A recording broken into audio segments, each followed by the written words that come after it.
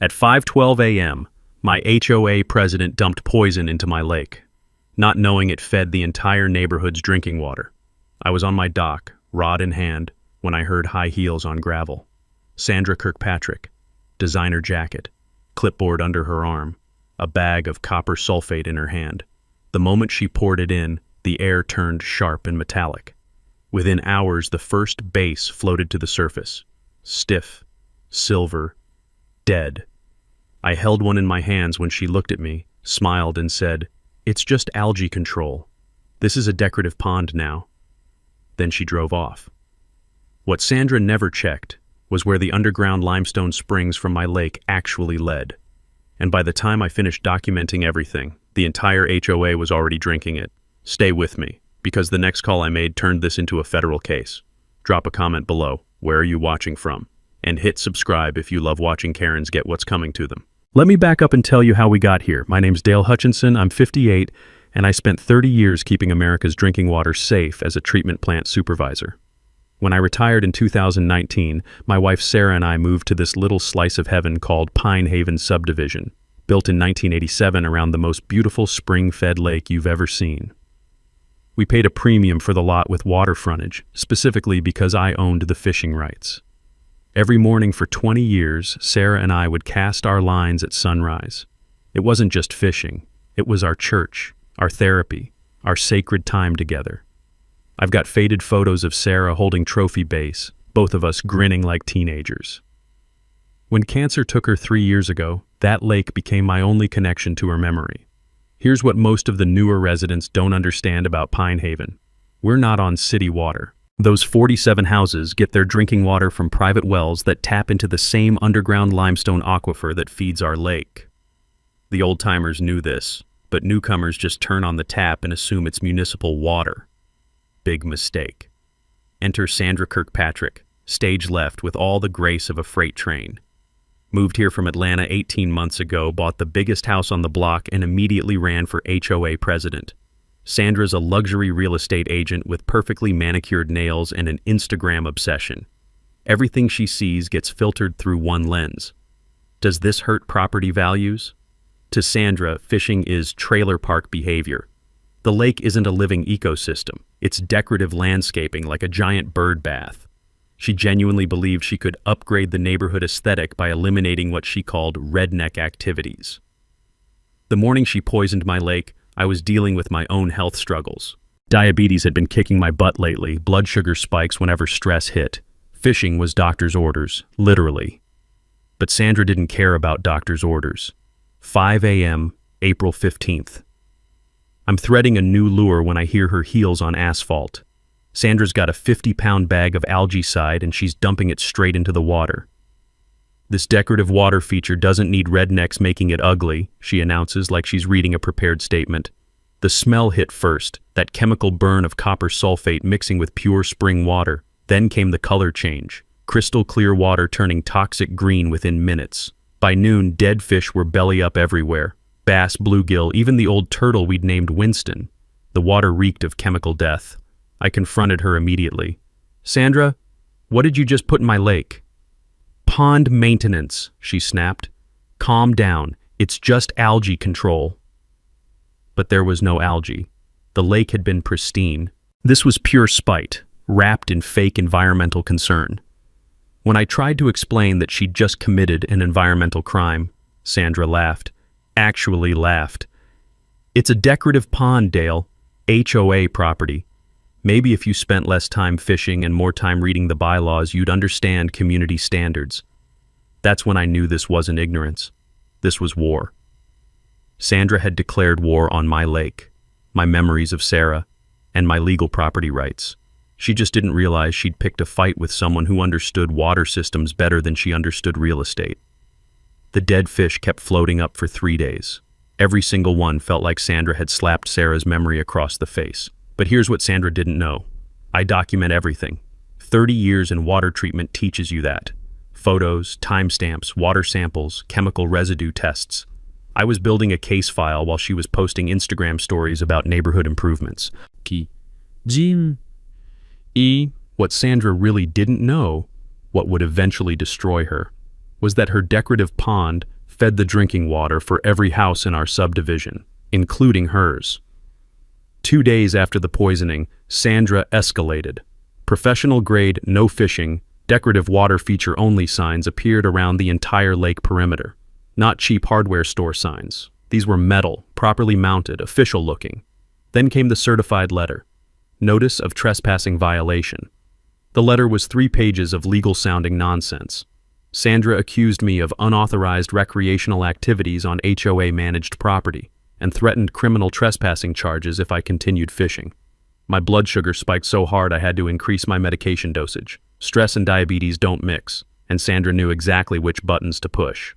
But here's where Sandra made her first tactical error. Those signs weren't just on HOA common area, they were planted on my private land. She'd marked territory she didn't own, like a dog peeing on someone else's fence post. Time for some good old-fashioned document research. I drove to the county courthouse and pulled every paper related to Pine Haven subdivision. Original plat from 1987, my property deed, survey maps, environmental impact studies, the works. Cost me $43 in copy fees, but worth every penny. The smoking gun was buried in the subdivision's original covenant. Lake rights and water access shall remain with Lot 47 in perpetuity, including all fishing, boating, and recreational privileges. That's lawyer speak for, this lake belongs to Dale forever, no matter what future HOA presidents think. I also discovered something fascinating. The HOA bylaws never mention lake management. Sandra had been operating on pure assumption and intimidation. She convinced herself that being HOA president meant controlling everything within subdivision boundaries. Wrong. Here's a knowledge nugget I learned from 30 years dealing with property disputes. Always request a certified boundary survey before any water rights conflict. Most people assume property lines match what they see, but legal descriptions trump visual boundaries every time. Translation: never trust someone else's interpretation of what they own. So I played it polite but firm. Removed every illegal sign, posted laminated copies of my property deed on each signpost, and sent Sandra her own certified letter with a surveyor's map highlighting her trespassing violation.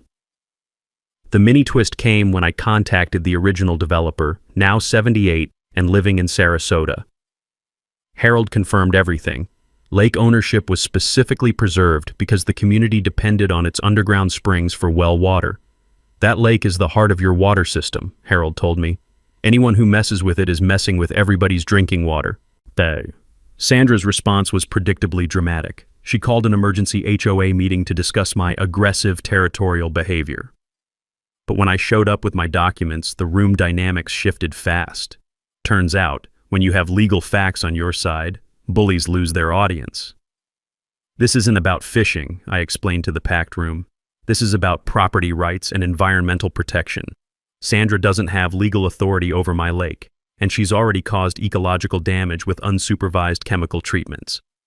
The kicker was watching Sandra's committee members, 3 newcomers who'd supported her lake control plan, realize they'd been fed misinformation. Longtime residents started speaking up, sharing memories of fishing with previous owners, explaining the water system connections Sandra didn't understand, but Sandra doubled down instead of backing down. We need professional management of this water feature, she declared, mispronouncing aquatic as aquatic while trying to sound scientific. That's when she announced her next move, hiring a professional aquatic consultant to evaluate lake health hazards. I could see the gears turning in her head. If she couldn't claim legal ownership, she'd manufacture safety concerns. The meeting ended with uncomfortable murmurs and nervous glances. People were starting to realize their HOA president didn't know basic property law. But Sandra's ego was too invested to admit error. She was doubling down on stupid, which meant things were about to get much worse before they got better. Walking back to my house that night, the smell of dead fish still lingered in the evening air. Sandra had killed my lake's ecosystem out of spite, tried to steal my property rights through intimidation, and now planned to weaponize fake science against me. But she'd also made a critical error. She'd picked a fight with someone who spent 3 decades dealing with water contamination, environmental violations, and regulatory compliance. Sandra thought she was playing politics. I knew we were heading into federal crime territory. The question was, how many more mistakes would Sandra make before she realized she was poisoning her own family's drinking water? Sandra's Lake Beautification Committee launched exactly 1 week later, complete with color-coordinated flyers and a Facebook group called Pine Haven Property Values Initiative. She recruited 3 like-minded neighbors who'd moved in within the last 2 years, all suburban transplants who saw the subdivision as an investment rather than a community. The committee's vision statement was a masterpiece of passive-aggressive real estate speak. Transform underutilized water feature into attractive community focal point through professional landscaping and responsible recreational guidelines. Translation: eliminate fishing, install fountain, fence off Dale's access. Their emergency HOA meeting was scheduled for Thursday night with a PowerPoint presentation about safety and aesthetic improvements. Sandra had obviously spent hours on this thing: professional graphics, before and after mock-ups, even cost estimates for decorative fountains and perimeter fencing. The proposed fence would block my dock access completely and cut off the boat launch I'd used for 20 years. Worse, their fountain installation required completely draining the lake, which would destroy what remained of the ecosystem after Sandra's chemical attack. It was environmental vandalism disguised as improvement. But Sandra's real weapon was social manipulation. She'd been spreading rumors about my territorial behavior and unsafe fishing practices to newer residents. I started getting dirty looks at the mailbox. Parents pulled children away when I walked past. Sandra had turned me into the neighborhood villain for defending my own property. The community meeting was packed. 60-plus residents crammed into Sandra's living room. She'd arranged folding chairs theater-style with her PowerPoint set up at the front like a corporate boardroom. The smell of Sandra's vanilla candles couldn't mask the tension in the air. I came prepared with my own presentation. Original subdivision documents, environmental studies from 1987, and photographs showing the lake's pristine condition before Sandra's chemical intervention.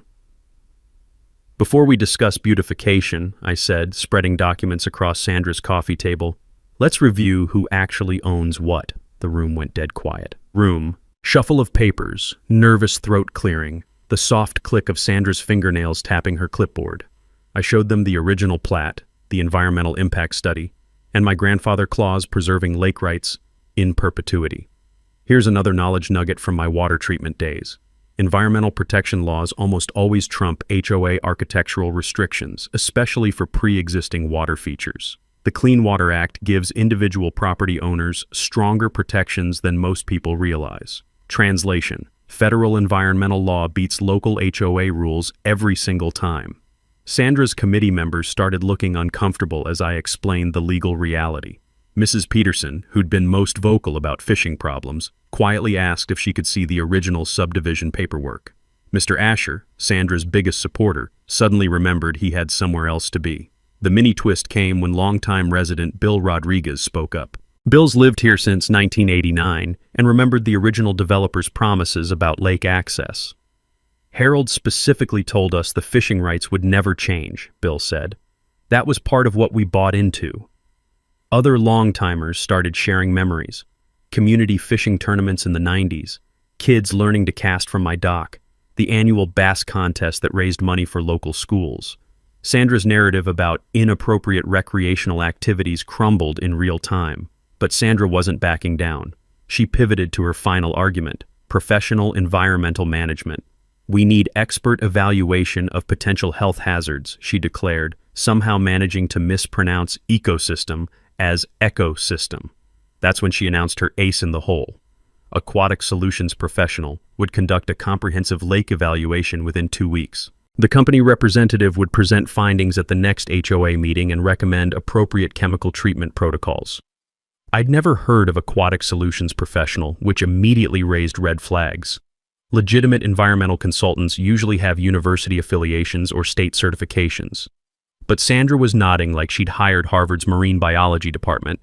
The meeting ended with uncomfortable silence and scattered applause for Sandra's presentation. People filed out quietly, avoiding eye contact with both of us. The committee had planted seeds of doubt about lake safety, even though they couldn't challenge my legal ownership. Walking home that night, I noticed something troubling. Several neighbors had stopped watering their lawns. When I asked Mrs. Patterson why her garden looked dry, she mentioned her tap water had been tasting funny lately and her husband was buying bottled water for coffee. That's when the pieces started clicking together. Sandra's chemical treatments hadn't just killed fish. They'd been affecting the water quality that people were actually drinking. The underground spring system connected everything, and Sandra's algaecide was flowing straight into the community's wells. But Sandra didn't know that. She thought she was managing decorative landscaping, completely unaware that her beautification project was poisoning her own neighborhood's drinking water supply. Time to call in some real experts and find out exactly what Sandra had done to our water system. Aquatic solutions professional turned out to be a 26-year-old guy named Kyle who cleaned swimming pools for a living.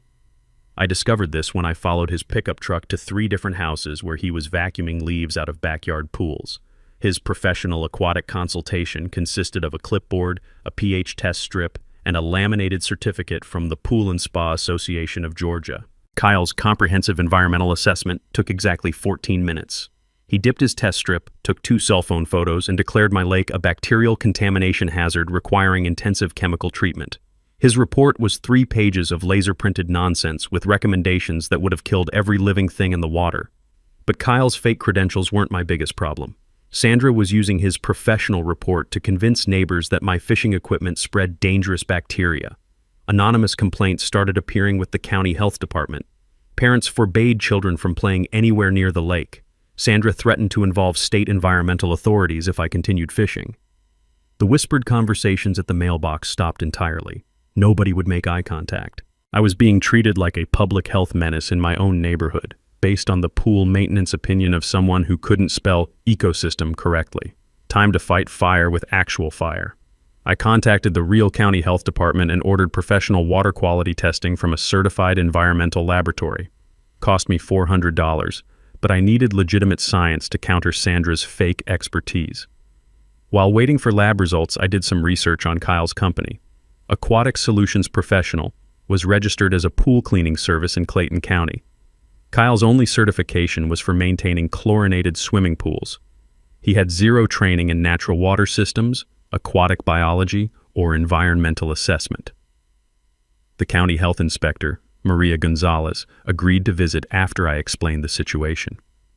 Maria's been testing water quality for 15 years and could smell Sandra's chemical contamination from 50 feet away. "Someone's been dumping copper sulfate," she said immediately. "Way too much copper sulfate." Maria's preliminary tests confirmed what I suspected: copper levels 40 times higher than safe drinking water standards. The natural lake bacteria that normally filtered harmful microorganisms had been completely eliminated. Sandra's algae control had destroyed our natural water treatment system. Here's a critical knowledge nugget about water systems. Beneficial bacteria in natural lakes work like biological filters, removing harmful contaminants before water reaches underground springs. Kill the bacteria and you eliminate nature's free water treatment plant. Translation: Sandra broke our ecosystem's natural cleaning system and turned clean springs into poison pipelines. The mini twist came when Maria explained the broader implications.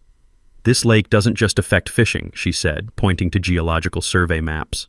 "These underground springs connect to your entire subdivision's well water through limestone channels. Everyone who lives here has been drinking contaminated water for months." That hit me like a freight train.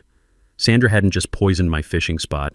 She'd poisoned the entire community's drinking water supply. Every tap, every shower, every cup of coffee. 200 people had been consuming copper-contaminated water because Sandra thought she was cleaning a decorative pond.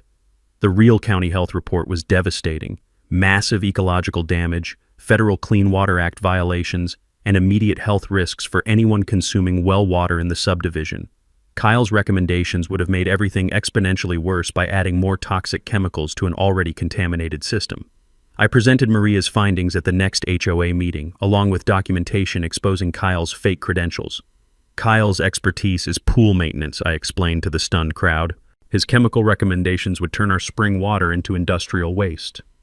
Sandra's response was predictable. She claimed my tests were biased because I'd hired the laboratory myself. She actually accused me of manipulating results to make her look bad, as if I could bribe certified chemists to fabricate water contamination data. But the damage was done. Parents started demanding independent water testing for their families. Mrs. Asher mentioned her daughter's persistent rashes that doctors couldn't explain. Mr. Rodriguez realized his digestive problems coincided with Sandra's lake treatments. People were connecting their mysterious health issues to Sandra's chemical warfare. Sandra's final move was hiring a second consultant, this one claiming expertise in environmental remediation. I researched him immediately and found another pool maintenance guy, this time from Gwinnett County. Sandra was doubling down on fake science because she couldn't admit she'd poisoned her own neighborhood. The evening after exposing Kyle's credentials, I sat on my dock watching the sunset reflect off water that still carried the faint green tint of Sandra's chemicals. Dead fish had stopped floating up, but the ecosystem remained broken. What should have been a thriving spring-fed lake looked like an abandoned swimming pool. That's when I made the decision. Sandra needed to understand exactly what she'd done, not just to my property, but to every family in Pine Haven. Time to show her the connection between her decorative pond and everyone's drinking water, including her own. The county's comprehensive water quality report arrived on a Tuesday morning that changed everything. 47 pages of technical data, geological surveys, and contamination analysis that painted a picture Sandra never could have imagined. Her copper sulfate treatments hadn't just killed fish. They'd been systematically poisoning the limestone aquifer that supplied drinking water to every household in Pine Haven subdivision for 8 months straight. Every single well was contaminated above federal safety limits. Every family had been drinking toxic water, including Sandra's. I spread the geological survey across my kitchen table and traced the underground spring system with my finger. It looked like an underground highway network, natural limestone channels carrying water from the lake's spring sources to 47 different wellheads throughout the community.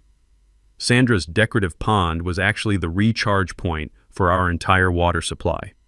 The timeline was devastating. Sandra's first chemical treatment in August perfectly matched when neighbors started reporting funny-tasting water. Her September algaecide application coincided with the Asher family's daughter developing unexplained rashes. October's intensive treatment aligned with a cluster of digestive problems among subdivision children. But the most shocking revelation was Sandra's own family health records. Her 12-year-old daughter Emma had been hospitalized twice for unknown toxicity, symptoms perfectly matching chronic copper poisoning. Sandra's husband Richard had developed memory problems and tremors that their family doctor couldn't explain. Sandra herself showed classic signs: green-tinged fingernails, hair loss, and cognitive impairment. They'd been drinking the most contaminated water in the subdivision because their well was closest to the lake's primary spring outlet. Sandra had been slowly poisoning her own children while believing she was improving property values. The technical data was clear. Copper compounds bind to limestone and concentrate over time. Each chemical treatment made the contamination worse, not better. Sandra's 8 months of beautification had turned our natural water treatment system into a poison delivery network. I called the original subdivision developer Harold, now 78 and living in Florida. "That lake system is 200 years old," Harold explained over the phone. "Limestone springs naturally filter groundwater through beneficial bacteria colonies. Kill the bacteria, and you've destroyed the community's primary water source." Harold confirmed what the geological survey showed. Pine Haven was intentionally built around the spring system because it provided clean, reliable water without expensive municipal connections. The lake wasn't decorative landscaping, it was the community's life support system. The power dynamics had completely shifted. Sandra wasn't just violating my property rights or killing fish for spite. She was committing federal environmental crimes with community-wide health consequences. The EPA considers groundwater contamination a serious felony, especially when it affects residential drinking water supplies. But here's what made Sandra's situation truly tragic. She genuinely didn't know. In her mind, she'd been cleaning a decorative pond to improve neighborhood aesthetics. She had no idea that her algae control was flowing directly into her daughter's drinking water, her husband's morning coffee, her own daily shower. The emotional weight hit me hard. This wasn't just about vindication or property rights anymore. Sandra had unknowingly tortured her own family for 8 months while trying to stop me from fishing. Her daughter's hospital visits, her husband's declining health, her own mysterious symptoms, all self-inflicted through environmental ignorance. I had evidence of Federal Clean Water Act violations, endangerment of public health, and systematic contamination of community drinking water. Sandra's continued chemical treatments made her criminally liable for everything that followed. She was facing potential federal prison time for environmental crimes she didn't even realize she was committing. The question wasn't whether to go after Sandra legally. The EPA would handle that once they saw this data. The question was whether to save her family by stopping her next planned treatment, or let justice take its natural course. Sandra was scheduled for one final comprehensive lake treatment the week before our community's summer pool party. Time was running out. My water treatment background taught me that stopping environmental crimes requires overwhelming evidence and perfect timing. Sandra needed to understand her devastation in the most public, undeniable way possible, and I had exactly the tools to make that happen. First, the physical preparation. I installed hidden water flow monitoring equipment at 3 underground outlet points where the lake's springs connected to the subdivision's well system. These weren't amateur devices. I used professional-grade sensors that could track contamination in real time and project the data onto large displays. The monitoring system worked like this. Sensors detected copper levels in the water flowing from lake springs into limestone channels. Digital displays showed contamination flowing underground in bright red streams, with real-time readings of toxicity levels. Anyone could watch poison traveling from Sandra's decorative pond directly into their kitchen faucets. For visual impact, I built a portable demonstration using clear tubes and colored water to show how underground springs connect multiple wellheads. The geology was actually simple once you saw it mapped out, like a hidden plumbing system where one contamination source affected 47 different outlets. Legal strategy came next. I filed a formal EPA complaint with 8 months of documented violations, unauthorized chemical discharge, contamination of drinking water supplies, and endangerment of public health. The EPA takes groundwater contamination seriously, especially when children are involved. Federal environmental crimes carry mandatory minimum sentences that state courts can't reduce. I contacted environmental attorney Jessica Walsh, who specialized in Clean Water Act enforcement. Jessica reviewed my evidence and water quality reports, then delivered sobering news. Sandra faced potential federal prison time, unlimited financial liability for cleanup costs, and lifetime monitoring requirements for affected families. The financial calculations were staggering. Emergency well replacement for 47 households, $340,000 at $7,200 per house.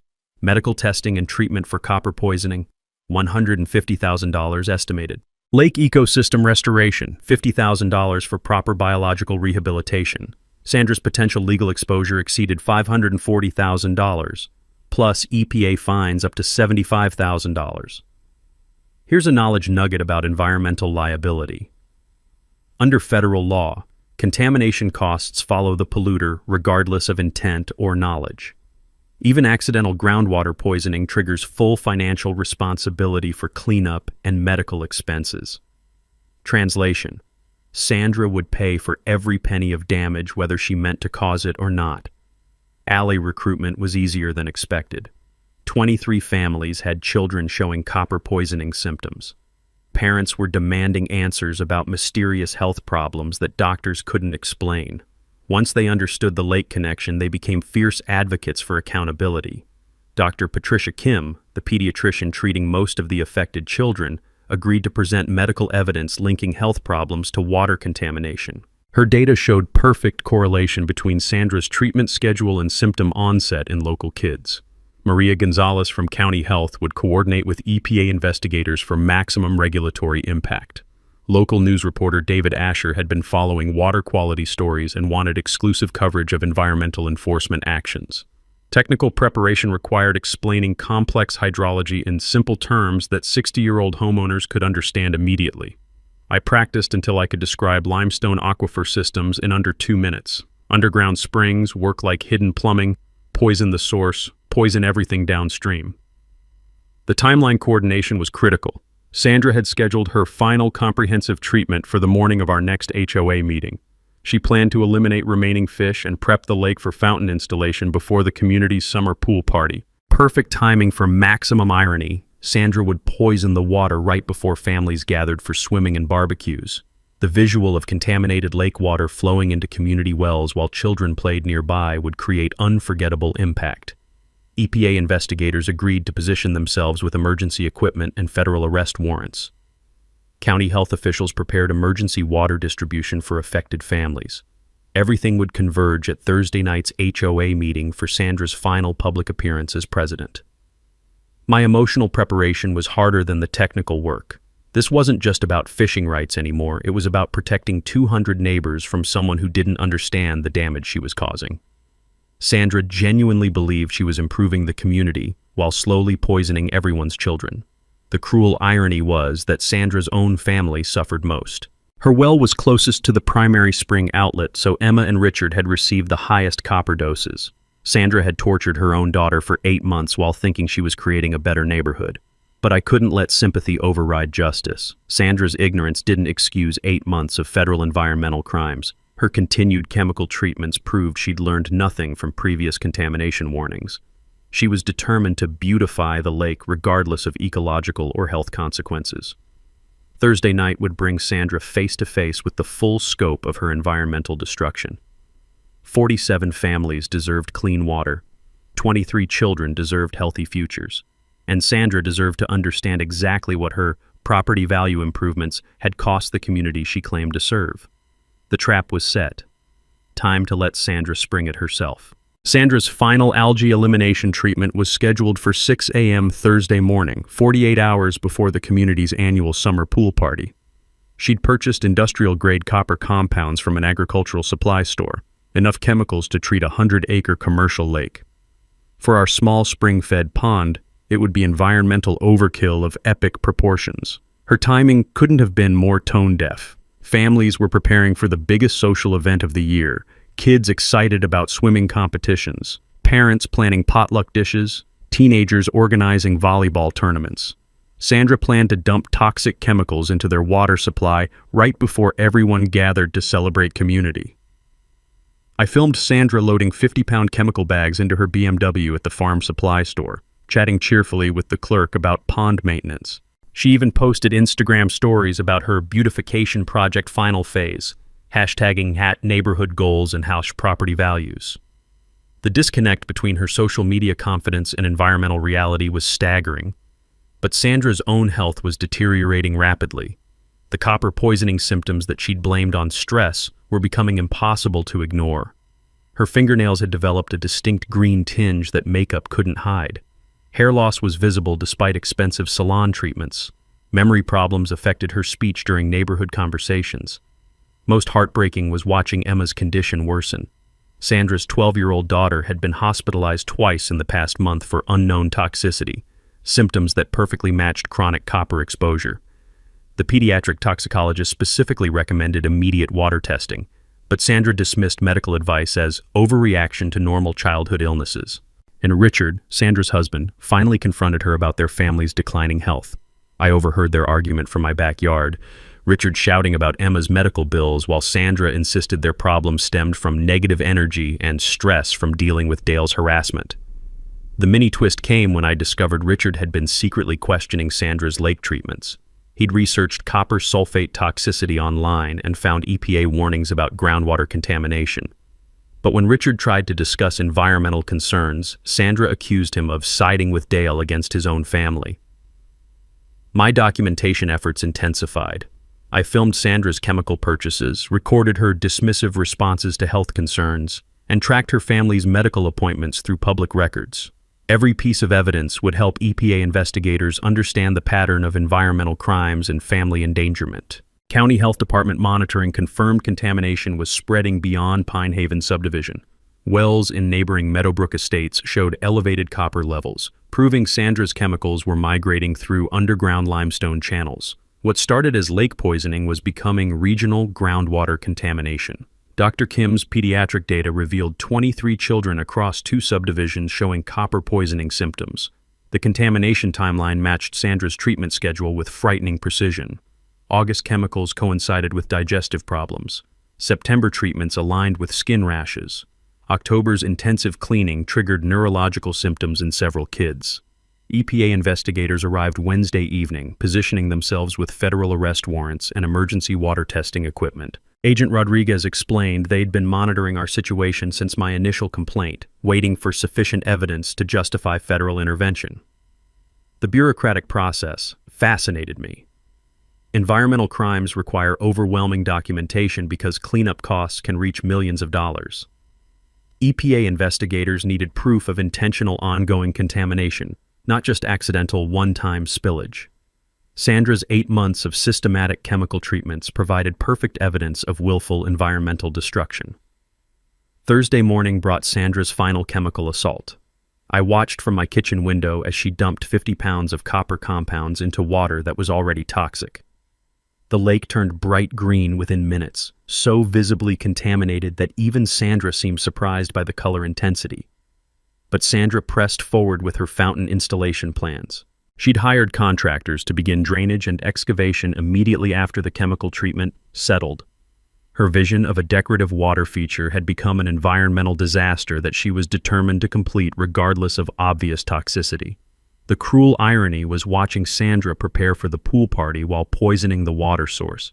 She baked cupcakes for the community celebration while her chemicals flowed into every family's drinking water. The cognitive dissonance was almost supernatural, celebrating community while destroying community health. Richard's final attempt to stop Sandra failed spectacularly. He confronted her about Emma's latest hospitalization, begging her to consider that their daughter's illness might be water-related. Sandra responded by threatening divorce if he continued undermining her community leadership with Dale's conspiracy theories. That evening, Sandra posted final Instagram updates about successful lake renovation and exciting community improvements. Photos showed her bright green toxic pond with cheerful captions about enhanced property values. She tagged local real estate agents and invited potential buyers to see professionally managed amenities. Less than 12 hours later, Sandra would learn exactly what her professional management had accomplished for the community she claimed to serve. Sandra's final power play arrived Friday morning via certified mail. A restraining order claiming I was harassing community leadership and endangering public health through reckless fishing activities. The legal papers accused me of everything from trespassing to environmental terrorism, wrapped in 3 pages of official court language that made Sandra sound like a victim of my aggression. The restraining order was Sandra's nuclear option, designed to keep me away from Thursday night's HOA meeting where she planned to announce her comprehensive lake renovation victory. If I couldn't attend the meeting, I couldn't present evidence of her environmental crimes to the community. But Sandra's sworn affidavit contained multiple false statements that would destroy her credibility in court. She claimed legal ownership of the lake, denied any chemical treatments, and accused me of contaminating water through unsanitary fishing practices. Every sentence was either a lie or showed fundamental misunderstanding of property law. The judge granted a temporary restraining order, but scheduled an immediate hearing after reviewing my property documentation. Sandra's legal strategy had backfired spectacularly. Instead of silencing me, she'd given me a court platform to present evidence of her environmental crimes with federal EPA investigators as witnesses. Meanwhile, Sandra's health had deteriorated to the point where neighbors were expressing genuine concern. The copper poisoning symptoms were impossible to hide: severe cognitive impairment, physical weakness, visible tremors during conversations. She still blamed her declining health on stress from Dale's negative energy, completely unaware that she was displaying textbook signs of heavy metal toxicity. Emma's condition reached crisis level Tuesday night. Sandra's daughter was rushed to the emergency room with severe copper toxicity symptoms that doctors couldn't initially explain. The pediatric toxicologist recommended immediate environmental assessment of their home, but Sandra refused testing, claiming Emma's illness was caused by school germs and emotional stress from family harassment. Richard finally threatened to call Child Protective Services if Sandra continued refusing medical advice about environmental testing. Their marriage was disintegrating under the weight of Sandra's delusions about water safety versus their daughter's obvious poisoning symptoms. The mini twist came Wednesday morning when Sandra received Emma's comprehensive blood work results during her final chemical treatment preparation. The pediatric toxicologist called with definitive copper toxicity diagnosis and mandatory reporting requirements for environmental poisoning cases. Sandra hung up on the doctor and continued mixing chemicals for her Thursday morning final beautification treatment. She was so deep in denial that medical evidence of her daughter's poisoning couldn't penetrate her conviction that the lake improvements were necessary and beneficial. EPA investigators positioned themselves around the subdivision with federal arrest warrants and emergency water testing equipment. Agent Rodriguez confirmed that Sandra would be taken into custody immediately after the HOA meeting, once her environmental crimes were exposed in front of community witnesses. Thursday afternoon brought Sandra's ultimate act of environmental destruction, dumping 50 pounds of industrial copper compounds into water that was already contaminated beyond safe limits. The lake turned fluorescent green, so visibly toxic that children playing nearby started asking parents why the pond water looked like slime. But Sandra posted cheerful Instagram stories about her successful final treatment phase, complete with hashtags about #property maintenance and #community leadership. The disconnect between her social media celebration and obvious environmental disaster was genuinely frightening to witness. Local news reporter David Asher arrived early to film the HOA meeting, having been tipped off about environmental enforcement action in suburban subdivision. His camera crew was positioned to capture Sandra's reaction when she learned about her family's poisoning. The evening's setup was perfect from a dramatic perspective. Sandra confident in her legal restraining order, planning to announce fountain installation success while EPA agents waited outside with handcuffs. The community gathering for their annual pool party celebration, unaware that their HOA president had been poisoning their drinking water for 8 months. Dr. Kim arrived with medical evidence from 23 affected children, ready to present copper toxicity data that perfectly correlated with Sandra's treatment schedule. County Health Inspector Maria Gonzalez brought contamination reports showing federal environmental violations that couldn't be dismissed as phishing harassment. Sandra entered the meeting carrying a fresh chemical treatment container as evidence of responsible property management, planning to demonstrate her commitment to professional lake maintenance standards. She had no idea she was bringing the murder weapon to her own environmental crime trial. 200 residents packed the community center, many dealing with mysterious health problems they'd blamed on everything except their drinking water. Parents brought sick children, hoping to understand why pediatricians couldn't explain their symptoms. Sandra's final moments of power were about to collide with 8 months of environmental evidence and federal criminal charges. The decorative pond she'd been beautifying was about to reveal itself as the community's poisoned water source, and Sandra was about to learn she'd been slowly killing her own daughter while trying to improve property values. Sandra called the HOA meeting to order at exactly 7 p.m., confident in her restraining order protection and ready to celebrate her successful lake renovation project. She'd arranged the community center like a corporate presentation, with her laptop connected to a large screen for showing before and after photos of her beautification achievements. 200 residents packed beyond capacity, parents holding children with mysterious rashes, elderly couples dealing with unexplained digestive problems, teenagers complaining about weird-tasting water that adults had dismissed as teenage drama. Everyone had health concerns they couldn't explain, but nobody had connected their problems to Sandra's lake treatments.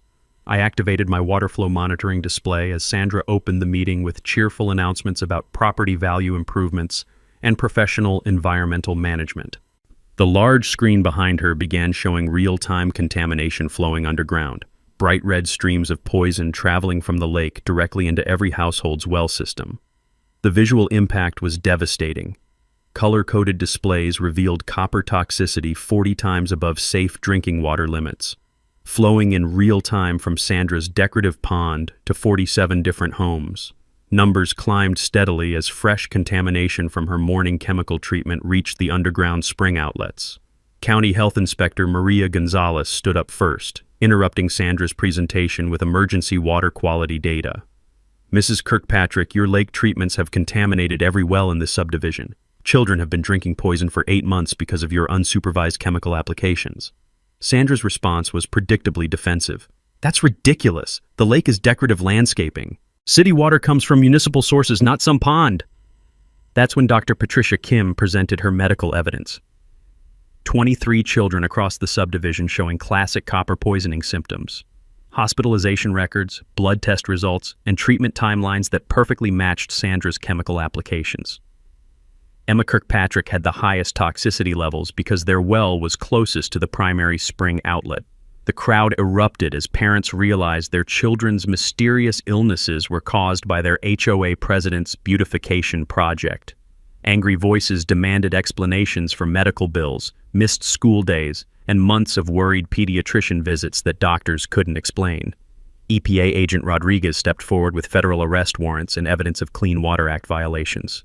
Sandra Kirkpatrick, you're under arrest for environmental crimes, including contamination of drinking water supplies and endangerment of public health. But the real devastation came when Sandra's phone rang during the arrest process. Emma's pediatrician was calling with definitive blood work results, severe copper toxicity, requiring immediate medical intervention and environmental remediation.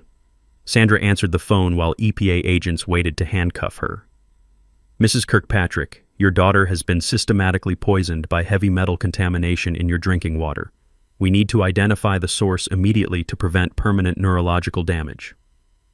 Sandra's face went white as the realization hit. The display screen behind her showed contamination flowing directly from the lake to her house in real time. Her morning's chemical treatment was literally flowing into Emma's drinking water as we watched. I didn't know, Sandra whispered, staring at the monitoring display. I thought it was just decorative.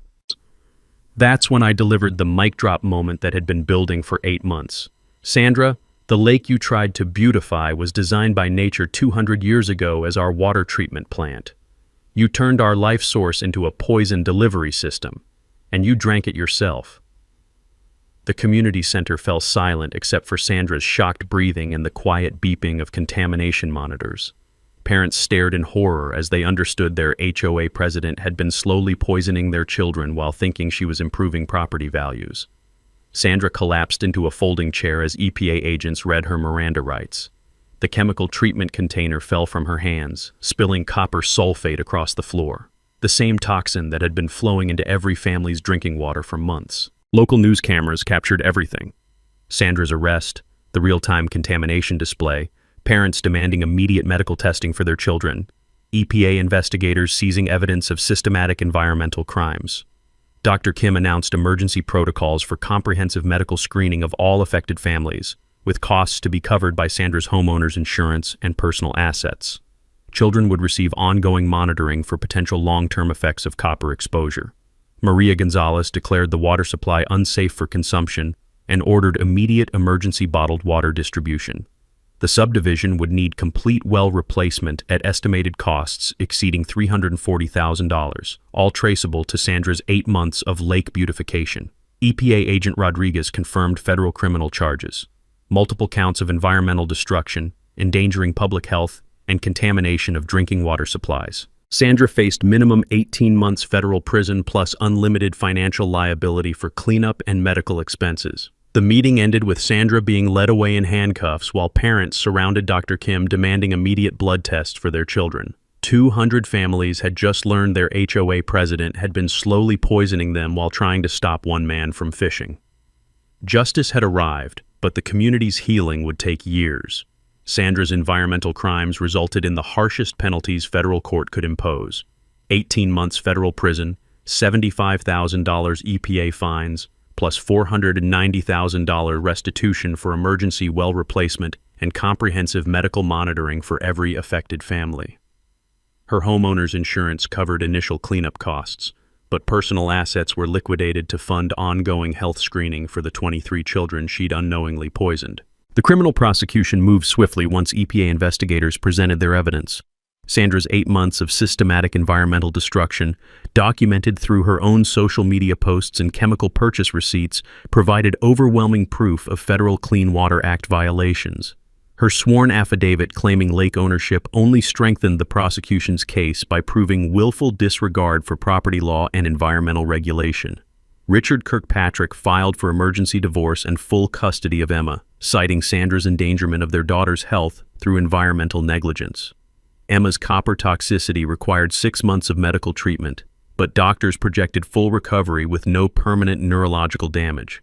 The family relocated to Richard's parents' home in North Carolina, far from the subdivision Sandra had inadvertently turned into a toxic waste site. Community recovery began immediately, with emergency well replacement using Sandra's insurance settlement and liquidated assets. All 47 households received new wells with proper filtration systems and monthly water quality monitoring. The subdivision's property values actually increased once news coverage highlighted the comprehensive environmental remediation and upgraded water infrastructure. My lake restoration took 18 months of careful biological rehabilitation. County environmental specialists reintroduced beneficial bacteria colonies and native fish populations while monitoring water chemistry throughout the healing process. The ecosystem gradually returned to its pristine condition, supporting healthier wildlife diversity than before Sandra's chemical warfare. The HOA underwent complete restructuring with new bylaws requiring environmental impact assessments for any water feature modifications. Sandra's Lake Beautification Committee was permanently dissolved, replaced by an environmental stewardship council that includes certified water quality professionals and emphasizes ecosystem protection over aesthetic improvements. Legal precedent from Sandra's case strengthened environmental protection laws statewide. Her prosecution became a cautionary tale used in EPA training materials for identifying and prosecuting groundwater contamination crimes. Environmental law schools now study Kirkpatrick v. EPA as a textbook example of how homeowner association overreach can trigger federal criminal liability. I received unanimous HOA approval for permanent exclusive fishing rights, plus $35,000 damages for 8 months of property interference and emotional distress. But more importantly, I was named the subdivision's first environmental guardian with authority to monitor water quality and prevent future contamination incidents. The personal healing meant more than financial compensation. My morning fishing ritual returned with deeper appreciation for the lake's role in community health. Sarah's memory was honored not just through our private moments at sunrise, but through protecting the water source that sustained 200 neighbors. I established Sarah's Clean Water Memorial Fund at the local high school, providing college scholarships for students pursuing environmental science careers. The fund raises money through annual Clean Water Day festivals that bring families together for fishing tournaments, water quality education, and ecological awareness activities. 23 children received full medical monitoring through their 18th birthdays, funded by Sandra's restitution payments. Dr. Kim reports that early intervention prevented long-term health consequences, and most families now advocate for stronger environmental protection in residential communities. The lake has become a model for sustainable subdivision water management, attracting environmental science students from 3 local universities for field research projects. My monitoring system was donated to the high school's environmental program, where students learn about aquifer protection and water quality testing. Sandra's house remained unsold for 2 years before being purchased by a young family who specifically wanted to live in a community with outstanding environmental stewardship. The new owners removed Sandra's decorative landscaping and replaced it with native plants that support healthy lake ecology. Community bonds strengthened through shared recovery from Sandra's environmental assault. Neighbors who barely spoke before now organize regular water quality testing parties and environmental education events. Children who suffered copper poisoning have become passionate advocates for protecting natural water resources. This morning I cast my line at sunrise, watching crystal clear water reflect clouds that Sarah would have loved. Fish jump healthy in the early light, children play safely on the restored shoreline, and families drink clean water from wells that will never again be threatened by ignorant beautification. Speaking of water problems, you should hear about my neighbor who's been stealing irrigation from the city system for his drought-resistant landscaping. Turns out his water bills don't match his lush green lawn, and he picked the wrong former municipal inspector to steal from. Drop a comment with your worst HOA nightmare. We might feature your story next. And hit that subscribe button if you love watching environmental criminals face consequences for poisoning their own communities. Thanks for hanging out with us on HOA Stories, where the HOA Karens meet their match. If this story had you cheering or cringing, go ahead and like the video, drop a comment with your reaction, and hit subscribe so you're ready for the next wild HOA tale.